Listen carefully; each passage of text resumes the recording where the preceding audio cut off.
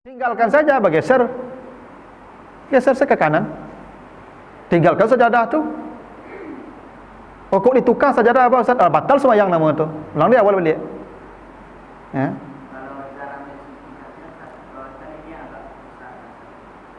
Ya kalau mensucikannya kan najis itu mensucikannya 3. Hilang baun, hilang rasa, hilang warna. Ya enggak? Kan najis ainiyah dikenali dengan 3. Air ni bernajis enggak? Jadi warnanya. Berubah enggak warnanya? Enggak. Baun. Berubah enggak baun? Enggak. Rason. Berubah enggak raso? Enggak. Suci itu mah. Samui baju apa ibu? Atau serawa awak? Ragu awak. Kok serawa aku kan pipis enggak kau? Cari warnanya lu. Kalau putih kan nampak beko baca-baca kuning tu. Ayo tu mah.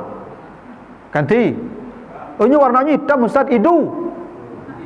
Oh, ariang Ustaz, iyo tu mah.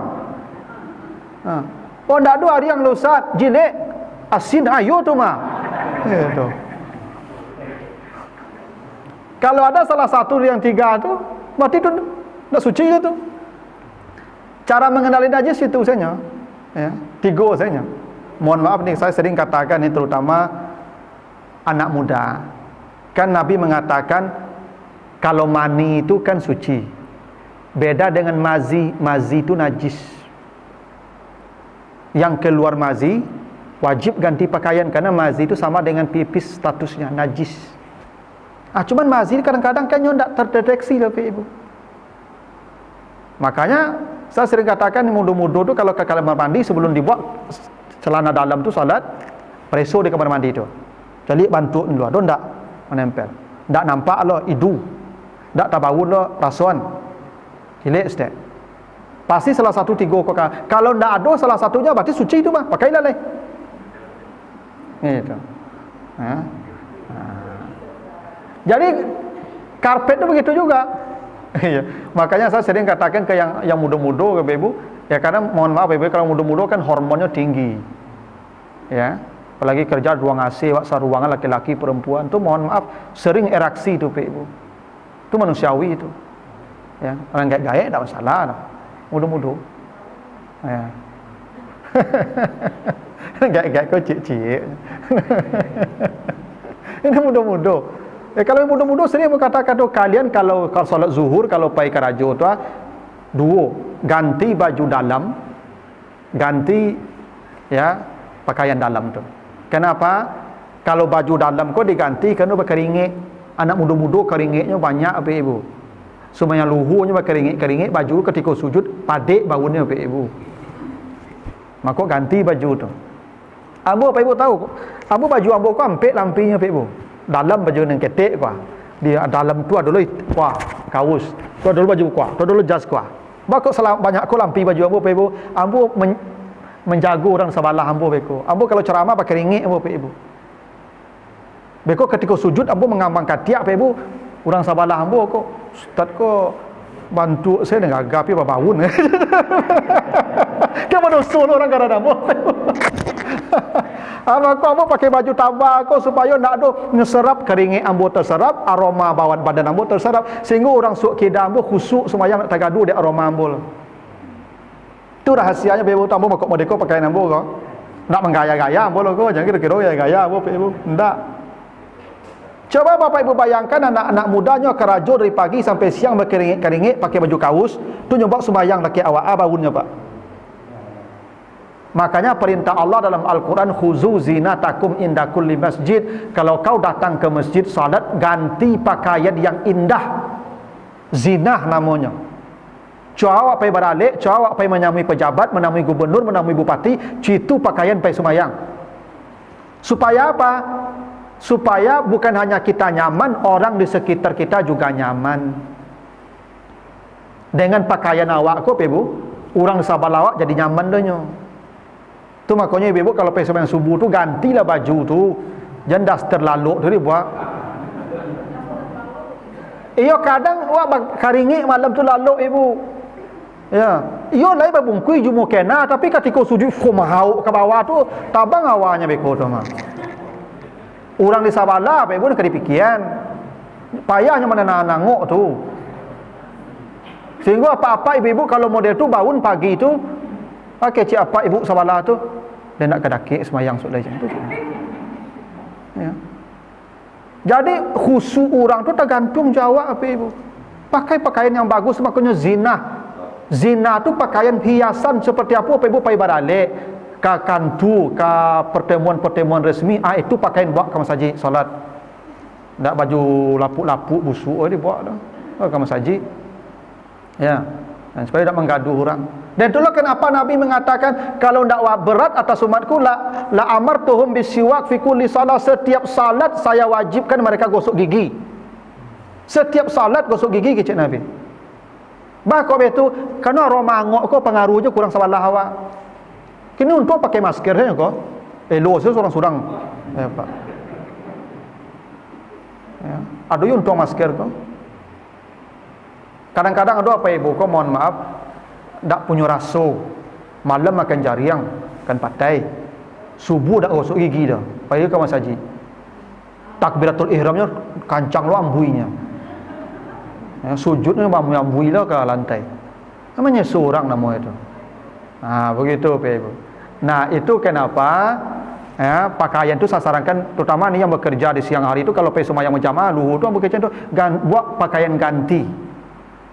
Ya, begitu juga pakaian dalam, karena boleh jadi selama bekerja tadi ada najis yang menempel di pakaian kita.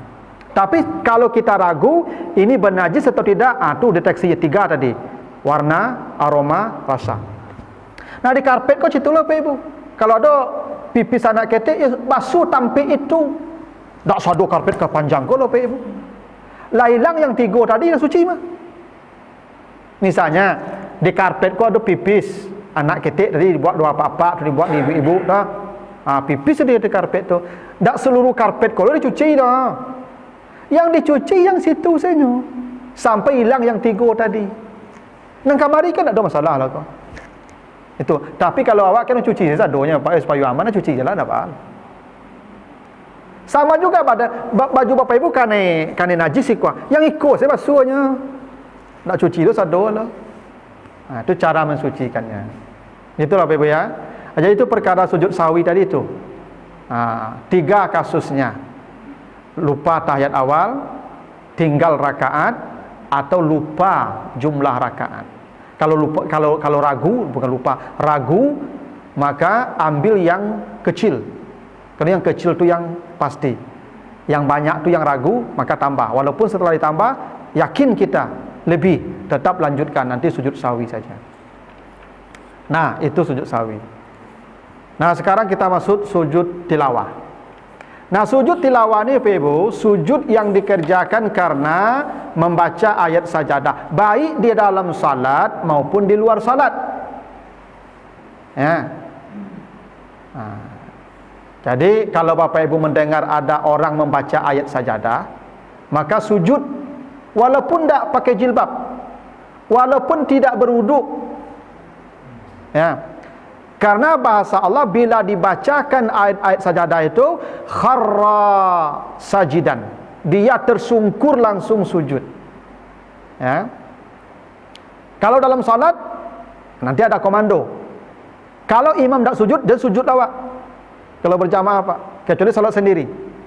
Nah, tentang hadis ini, pertama hadis dari Abu Hurairah, hadis riwayat Muslim, sajadna ma'a Rasulillah fi izas sama'un saqqat wa iqra bismi rabbikal ladzi khalaq. Bila Nabi membaca ayat Al-Insyiqaq, izas sama'un saqqat, atau surat Al-Alaq, iqra bismi rabbikal ladzi khalaq, maka kata Abu Hurairah kami selalu sujud bersama Nabi. Jadi ayat sajadah itu Ibu, ayat apa yang disunahkan kita sujud itu ada banyak. Ada sebagian mengatakan 17, ada mengatakan sebagian 18. Ya, salah satunya yang terkenal itu surat sajadah itu betul. Ya, surat as-sajadah itu Pak, alif lam mim tanzilul kitabi la raiba fihi mir rabbil alamin tuh. Ya. Tapi kalau Bapak Ibu baca surat Al-Alaq atau mendengar orang membaca surat Al-Alaq, maka disunatkan sujud. Iqra bismi rabbikal ladzi khalaq, sampai di penutupnya kalla la tuti'hu wasjud waqtarib, maka sujud. Ibu sedang masak, sujud.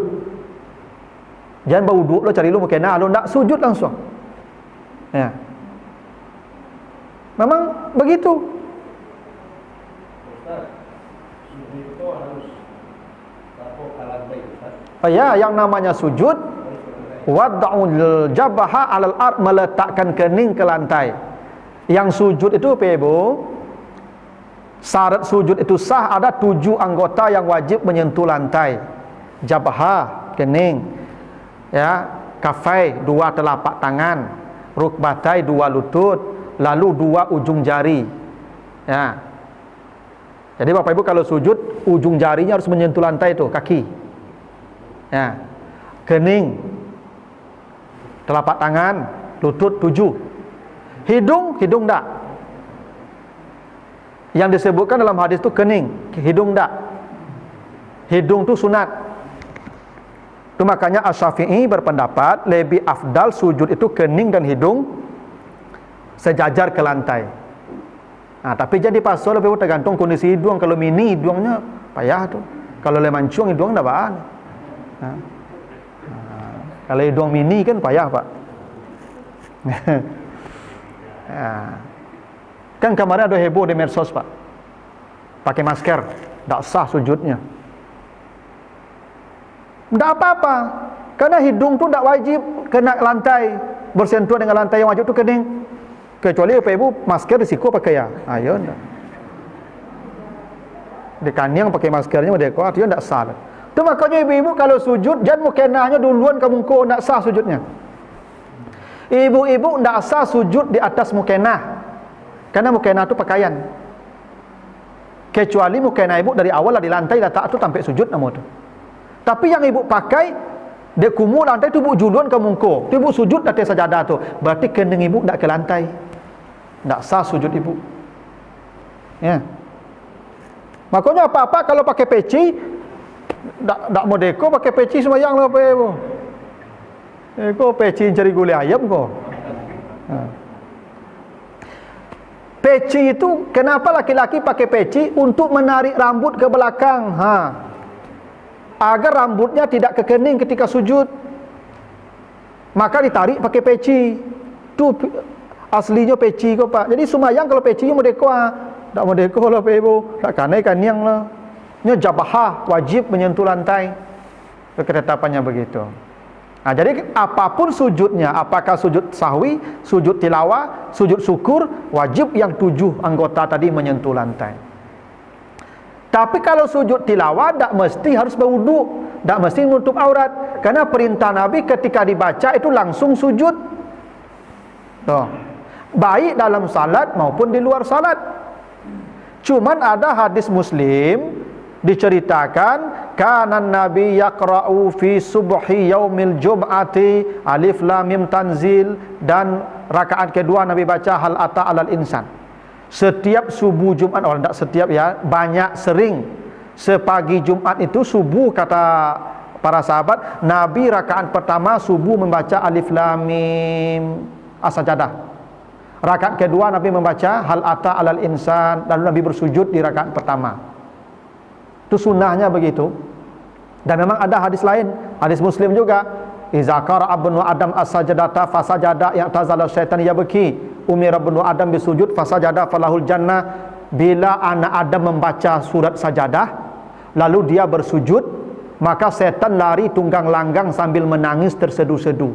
Apa kata setan? Saya tidak punya daya lagi dengan dia. Kenapa? Semua yang bersujud dengan membaca as-sajadah ini namanya sudah dituliskan Allah di depan pintu surga. Itu hadis Muslim. Itu makanya rugi Bapak Ibu yang tidak satu sujud sajadah di hari Jumat tu. Itu sunnah Nabi begitu. Nabi kalau subuh Jumat baca alif lam mim tanzil, di rakaat pertama Nabi sujud sajadah, dan kata Nabi siapa yang membaca surat sajadah atau mendengar ayat sajadah dia bersujud, setan lari tunggang langgang sambil menangis. Apa yang ditangisi setan? Namanya sudah ada di depan pintu surga. Jawab dari sujud tilawah cuma Pak. Tapi jangan jadikan wajib. Jangan sampai pindah masjid lu ibu gara-gara siko dak ada sujud tilawah. Ada cerita Pak. Pernah terjadi di sebuah masjid, Abu ceramah subuh Jumat di situ. Imam pun tak baca sajadah lepas ibu. Cik jamaah sudah assalamualaikum. Hei, angku tak pandai sujud tilawah je mengkurang jadi imam lain. Itu tak boleh ibu. Sujud tilawah tu sunat. Dia tidak wajib. Tapi kalau ada yang membaca dalam salat atau di luar salat, kita disunatkan sujud. Hingga Bapak Ibu sedang beroto, sedang beronda. Apa sedang beroto kan? Akan ada di setel qiraah tilawah, Pak. Pas dia baca allazina innama yu'minuna allazina idza zukiru biha kharu sujada wa sabbahu bihamdi rabbihim wa hum la yastakbirun. Sujud sedang beroto tu, Pak. Sujud sedang beroto tu jangan dapat berhenti oto tu sujud lah ke lantai dah. Sujud sedang beroto tu anggukkan saja kepala. Kotor sedang macet dapat sujudlah ke bawah pergi tagak loto tepi jalan tu. Cakap je orang mereka, Pak. Kalau Bapak Ibu sedang bawa kendaraan, sujudnya itu anggukkan ke bawah kepalanya. Sajadah apa? Sajadah wajhiyya lillazi khalaqahu asawarahu wa saqasamahu wa bihaulihi wa quwwatihi fatabarakallahu ahsanul khaliqin. Itu bacaannya. Panjang Ustaz, yang menjalang apanya tu? Lapar nak panjang itu. Kau nak dapat apa Ustaz? Ya bacalah subhanallah saya. Nak dapat tu Ustaz, amun nungkuit salah. Payah mana lah Ibu ibadah tu. Ya, kan disuruh sujudnya. Nah. Sama kami Pak, ustaz-ustaz kau Pak. Waktu mengulang-ulang hafalan kau ndak ada lah Pak. Pagi pulang malam ceramah kan kamari sehingga menghafal ayat kau ndak ada waktu kami ni Pak. Di mana kami menghafal ayat dati onda. Jadi kau nampak ustaz tu sedang apa tu Pak Ibu. Carilah ustaz-ustaz sedang beronda banyak Pak Ibu.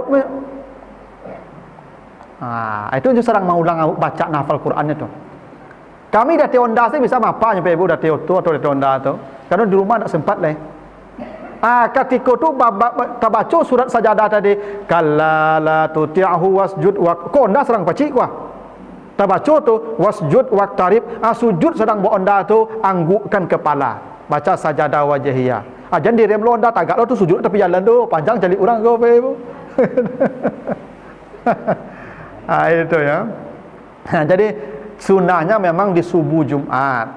Ya, tapi tidak selalu ayatnya harus sajadah. Dan kalau bahasa sajadah tu tidak mesti pula harus selesai. Ambo Bapak Ibu kalau jadi imam biasanya ambo calik ke belakang kau biasa kalau lah pagi subuh tu lapuk-lapuk saya banyak tu. Ambo sajadah kau ambo paruh dua Pak. Sehingga ambo 2 rakaat tu baca sajadah saya ciknya. Kalau ambo tahu di belakang orang lah banyak sakit lutut. Tapi kau ni mudah-mudah taguk-taguk hanya bacalah. Ya, sajadah di awal lalu al-insan di rakaat kedua. Sunnahnya begitu. Ya. Tapi yang saya sarankan Bapak Ibu kalau bisa yang jadi imam sajadah tu jangan yang lambik bacaannya, yang enggak kancang. Yang enggak kancang walaupun makhrajnya tapi makhrajnya harus tepat. Sebab kalau imam ko lambik mana mai go ego baca Pak Ibu, oyong-oyong jamaah di belakang mereka. Besok dah tiburnya lai, kayo lah orang bunuh Jumaat bacanya. Gitu Pak. Adalah tiba kata. Nah terakhir sujud syukur, ini terakhir saja. Sujud syukur ini sujud ketika kita mendapatkan berita baik atau nikmat. Ini ada hadisnya. Kana iza ja'ahu khabarun yasurruhu kharra sajidan lillah. Nabi ketika dapat kabar gembira, Nabi langsung sujud. Itu hadisnya begitu. Apa contohnya? Ini disebutkan dalam hadis Bukhari. Anna Nabi ba'asa Ali ilal Yaman. Nabi pernah mengutus Ali ke Yaman. Lalu di Yaman Ali menulis surat kepada Nabi, orang Yaman sudah berbondong-bondong masuk Islam. Itu kabar datang ke Nabi dari surat Ali. Orang Yaman sudah berbondong-bondong masuk Islam. Apa yang dilakukan Nabi? Ketika itu kharra sajidan, Nabi langsung tersungkur sujud. Jadi sujud syukur itu kalau ada kabar gembira Bapak Ibu dapatkan. Bu, anak Ibu lulus CPNS, sujud langsung. Jadi cari lo jilbab, jadi cari lo berwuduk lo sujud langsung. Apa bacanya Ustaz? Alhamdulillah. Tu saja. Sujud. Ibu, anak Ibu lulus di Yunan kedokteran, sujud langsung. Tapi kalau kabar baik,